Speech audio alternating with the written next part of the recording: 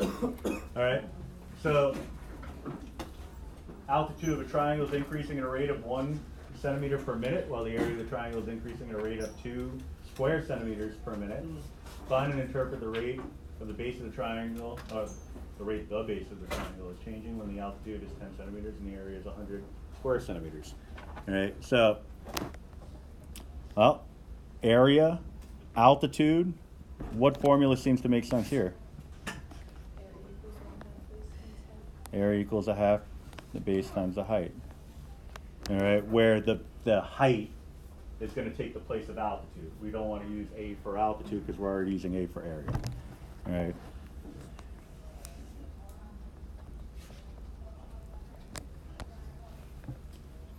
All right. So they give us some information, which is good news. Now, you got to be careful here. I mean, the title kind of tells us that we're up against something. Functions of two variables, well, that makes sense, base and height, where two rates are given. All right? The fact that two rates are given is important because that's going to allow us to work with a function of two variables. We'll have more stuff to be able to substitute in. All right? The altitude is increasing at a rate of 1 centimeter per minute. So they're telling us that dH dt is equal to 1 centimeter per minute.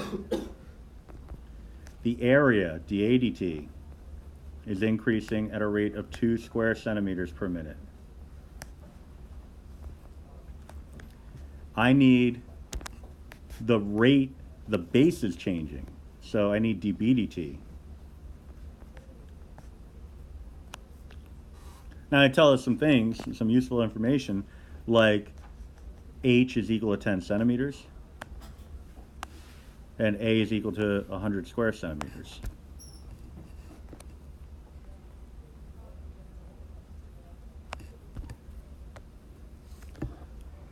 All right, now what this tells me, all of this information, is that I chose the right formula. Because I have a formula that has A, B, and H in it. When I take its derivative, I'm going to have all these things, dH dt, dA dt, and dB dt. So I made the appropriate selection.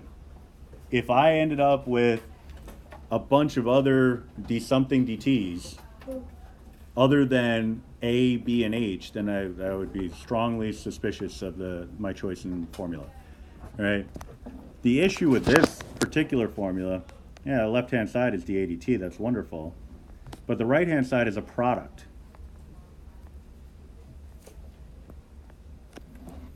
I'm going to group them 1/2 B and H as two separate factors instead of having the 1/2 all by itself.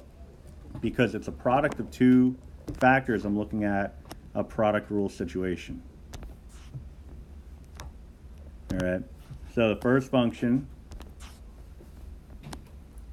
1/2 B times the derivative of the second, so dH dt, plus the second function, which is just an H, times the derivative of the first, which is 1/2 dB dt.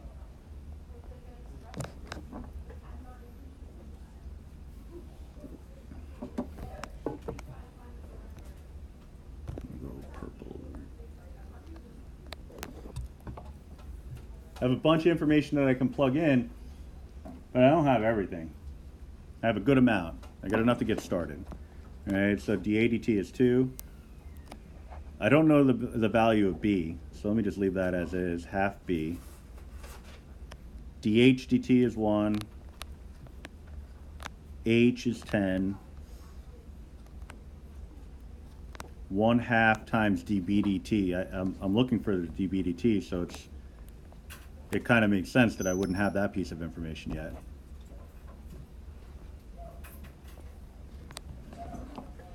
I don't know this guy. I don't know the B. We actually have enough information to figure it out, though. Don't you have the area and the height right there? Exactly. We have the area and the height. So area, just go back to my original function. 1/2 the base times the height. So 100 is equal to 1/2 times B times 10. so 20. So I could pop that right in, all right? So 2 is going to be equal to, I'll just kind of plug it in on the fly, is going to be equal to 10, because half of 20, plus 5 dB dt. Subtract and divide, you'll get dB dt is equal to negative 8 over 5. And my units would be what? Centimeters per minute. Yep, it's a linear measure.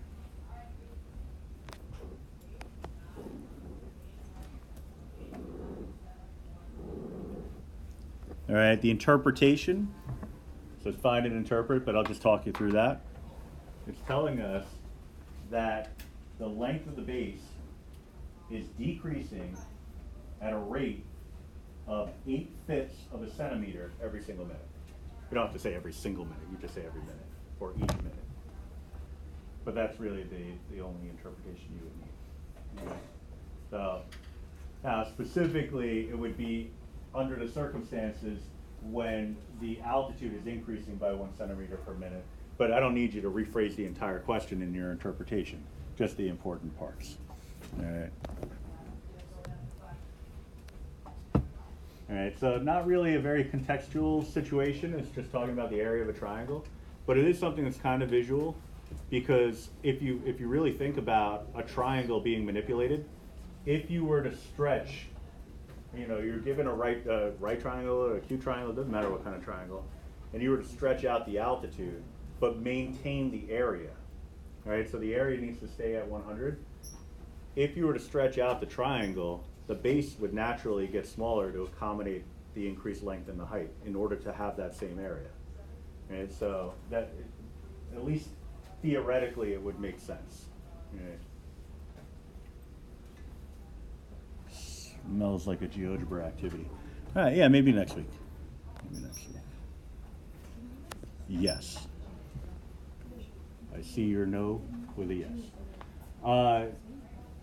Now, number 6, the most important problem in the entire packet, because this is kind of where we put everything together. It's pretty cool too. Water tank has the shape of an inverted circular cone with a base radius of 2 meters and a height of 4 meters. All right. Okay, so inverted circular cone. Kind of necessary that you know what that looks like. So let me just draw that for you.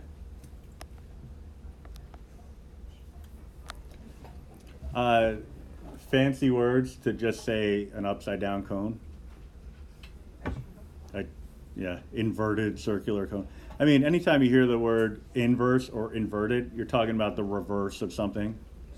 So in this case, it's just the cone, which would normally have the vertex up. It's gonna have the vertex down. All right, so the water tank, I mean, you know, this is pretty sizable. Our base radius of 2 meters. And a height of 4 meters. You know, when you're driving down the highway and you see water tanks off in the distance, you don't see them shaped like inverted cones.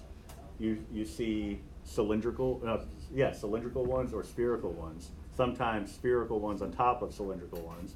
Not perfect spheres or cylinders, but generally spherical and cylindrical.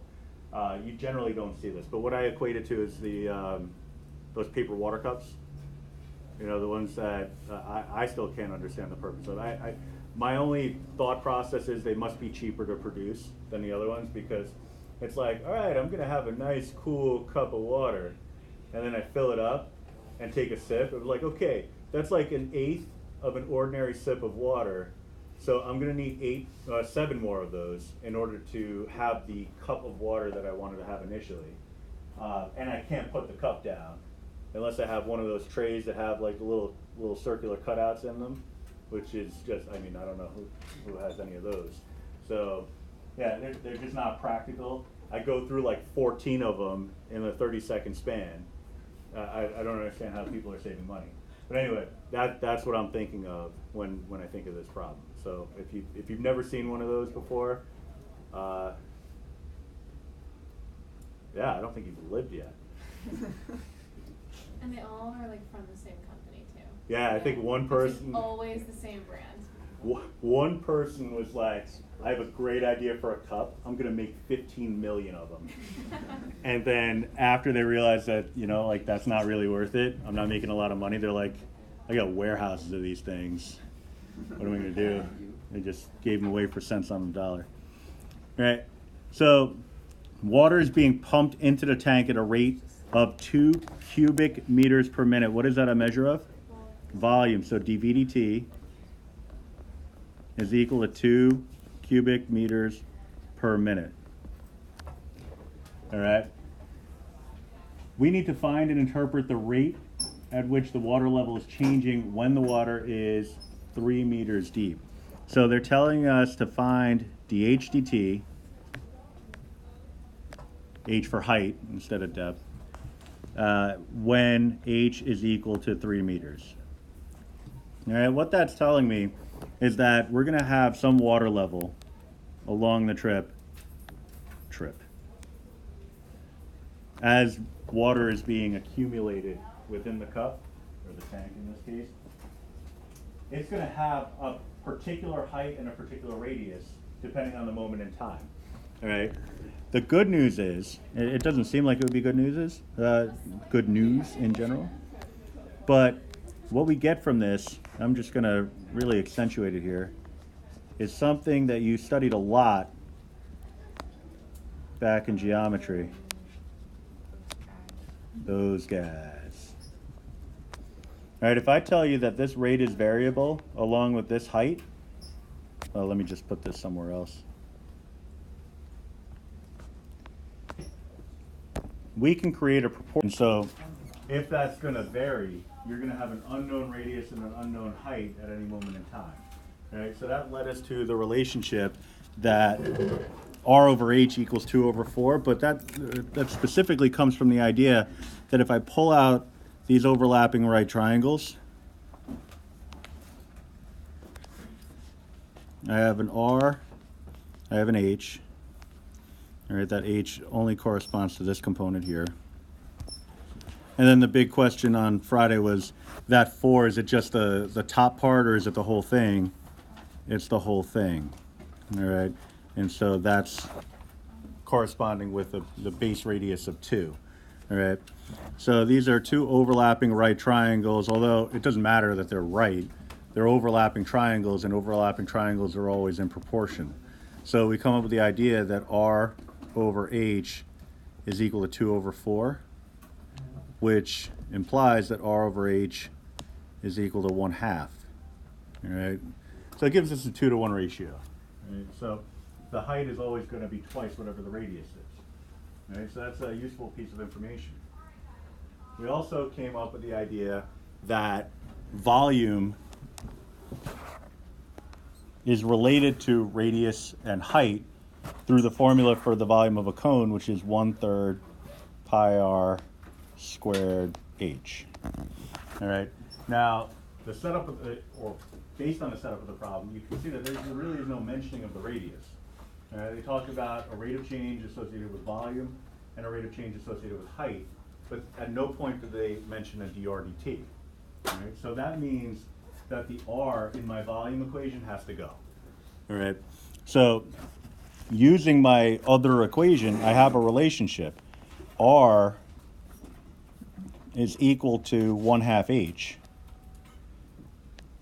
All right, that's coming from this guy. So I could do a little substitution.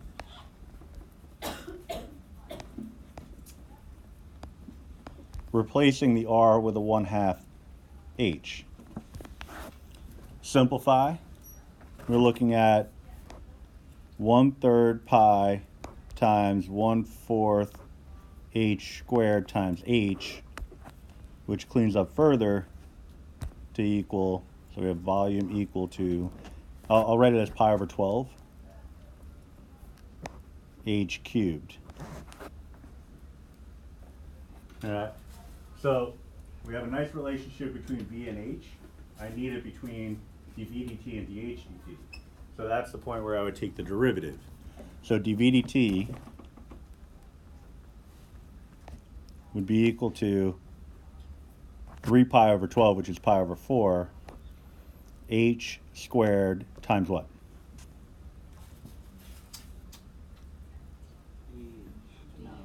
dh dt.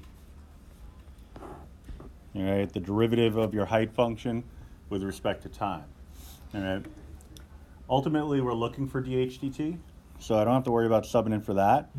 I know dv dt is 2, and h is equal to 3, so I can sub in